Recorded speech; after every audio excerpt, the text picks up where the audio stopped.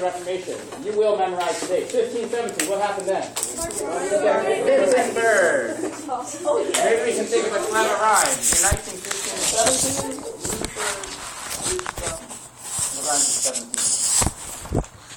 Work on it. Why does the Reformation end in 1648? Because it takes a while to answer. That can't be wrong. What ended in 1648? 30 Years' War. The 30 Years' War is the quote-unquote last of the religious wars. But before Luther, there were other dudes. Dun, dun, dun. Early reformers. This is John Wycliffe. Say hi, John. No, I was telling John to say hi to you guys. He said, open the Bible and read it, damn it. You're going to see that there's not a lot of stuff in there that these popes are talking about. First of all, why did people start reading the Bible? Do you remember who the Lollards were? But why was it in my language? Because someone wanted it to. No, this is before the printing press. Why did people start reading the Bible? Where were the priests? Dead because of plague. Go back to that movie you watched, like the first week of school. It was a long time ago. That English guy got on the screen and said very slowly that the English had all been dying due to plague, and therefore people started reading the Bible themselves. And we call these people Lollards. And Wycliffe was one of these advocates of people who said, look, we got to take advantage of this here, people. The church is weakening. We should be reading the Bible ourselves. And he translated the Bible into their vernacular language. What's the original language of the Bible? Hebrew or Aramaic. Ancient Semitic languages of the Middle East. But then eventually, of course, Christianity moved into Europe, so they translated it into Latin and Greek. And then he translated it into the vernacular. What's the vernacular of England? Common English. English. What's the Vulgate? Vernacular Bible. No, the Bible written in English. Latin. When the Bible was written in Latin, and it was written in Latin for like 1,000 years, we call that thing the Vulgate. And he said, we got to stop reading the Vulgate. We've got to start reading the Bible in English. And so it was done. Here's John Wycliffe holding his garden hose. What is that? A locking stick. That's way better than Bible. A scroll of some sort. I don't know. Now, he died. Nobody much cared about him because he's all the way up there in England, and who cares? If you want to cross the North Sea, you have to swim across the mermaids and the sea monsters and all that stuff. But John Hus, also known as Jan Hus, you're going to see it in both ways. These names all mean the same thing. Who's John, by the way? Why are they all named John? Disciple. Which disciple? John the Baptist. He was the guy that has baptized Jesus. He was Jesus' contemporary.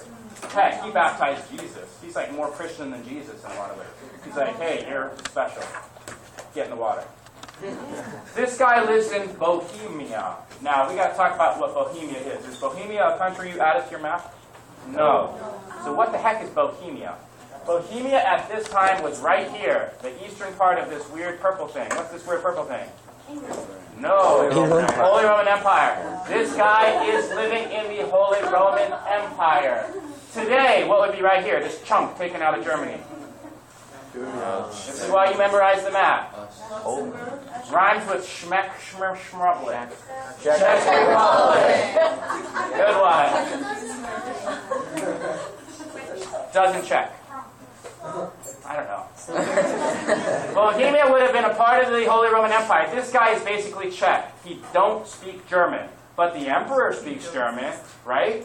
The emperor speaks German. He is not a German. He's a Czech living in the Holy Roman Empire. Therefore, is his beef with the church, or is it with the emperor?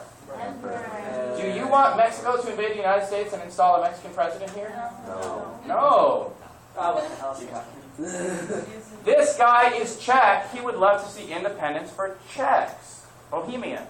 He doesn't want to listen to a German. He's not Germanic. He's not a German. So this Reformation is religious, yes, but it's also political. These people would love to be independent. How many different little states make up the Holy Roman Empire back then? Guess. 300. So just like there's Jan Hus, there's 299 other guys out there that are like, we don't want to be in the Holy Roman Empire. So this thing is going to get political pretty quick. The church calls Jan Hus to the Council of Constance. They say, Jan Hus, you got a problem with the church? He says, yeah, I got a problem with the church. I got a lot of problems. They say, let's sit down and talk about it. That's what we do at a council. And at the council, what do they do to Jan Hus? They arrest him and burn him at the stake. Machiavelli would be very proud. Sure, you got a problem? Show up at this place at this time. Dance off, I promise. No, they kill him. Now, because of his death, it gives birth to what we call the Hussite War. Other people in this little ugly eastern area of the Holy Roman Empire that is for some reason all squiggled up, go to war with the Holy Roman Empire. Who's going to win? A bunch of rebels or the Empire? Empire. This ain't Star Wars. So, something is afoot here. Something is afoot. The problems are starting. There is a reformation. It is largely religious, but there's a political element to it. And then, all of a sudden, here comes Martin Luther. You know pretty much all of this stuff already, I think, or it's logical. Who is this guy? How is he dressed? What's his job? He's a monk, and then from a monk he became a professor of theology. He teaches religion. He's a religious expert in his opinion. He questions everything about the church, but mainly the church is really 2 or 3 things. It's practices of the church. What else does the church have other than practices? Sacraments. That's practices. Sacraments are practices. What else is the church all about? Daily life. Direction of daily life. They might have some sort of actions that they take, like crusades and stuff. And then there's something called beliefs. Right? That's kind of what religion's all about. It's about how you do it or what you think about it. He really has a problem with the practices, like indulgences and simony. What's simony? Pay to get power. Paying your way to become a member of the church. But the biggest quote from him is really about belief. What he believed you had to do in order to be justified. What do you think it means to be justified? What does every Christian want to justify? His way to Heaven. In order to be saved, salvation, justification, all you need is faith. Oh my God, stop right there. Why is that a radical statement? What's the Catholic Church saying you need? 700 things. Baptism, communion, penance, marriage, indulgence. You get it? So if Luther is saying all you need is faith, what is he questioning? Church. And why is the church sweating? If people don't need the church anymore, what's going to happen? Give me a concrete effect. They're not going to get money. They're not going to get indulgences. People are going to stop paying their taxes. This is not just about religion. It's about politics, and now it's about economics. And it's about religion. And I think Luther, as a monk, was very religious himself. I think Luther is mainly about religion. But some of these other guys are going to say, this is not about religion. This is about money.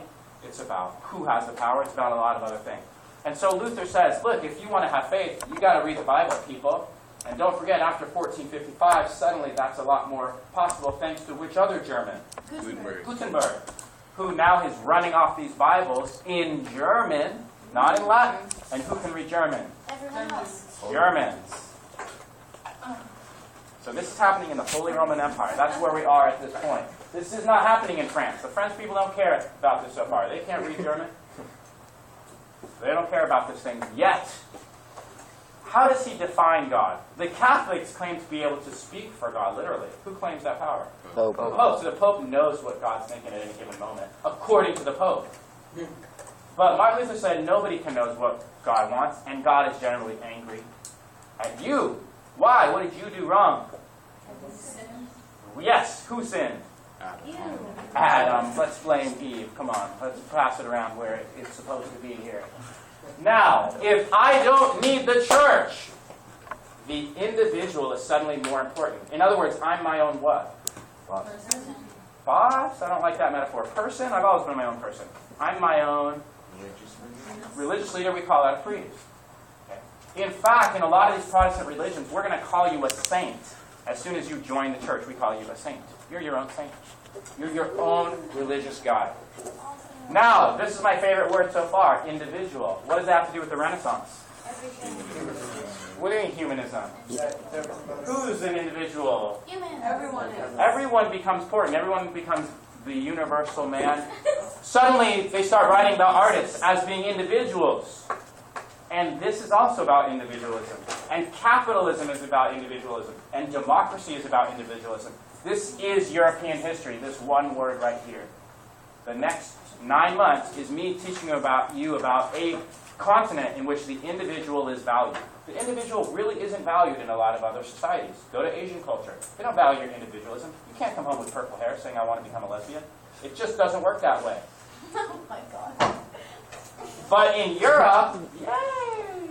Everybody can do whatever they want to. Western society is all about the individual. If you and you were wearing the exact same outfit today, how would that make you feel? Sitting next to each other. Think about it. Go to a school in China. Every kid is dressed the same. That's the rules. Or private school. But they don't want to, right? This is the Holy Roman Empire at the time of Luther's rebellion. It is 300 little principalities. Which one is causing trouble now? Well, some random little city called Wittenberg, which I can't even find on this map. Who was causing trouble over here a couple hundred years before? Huss. That guy's dead and burned. But this empire is loosely held together. Now, the people are going to get uglier and uglier in this lecture.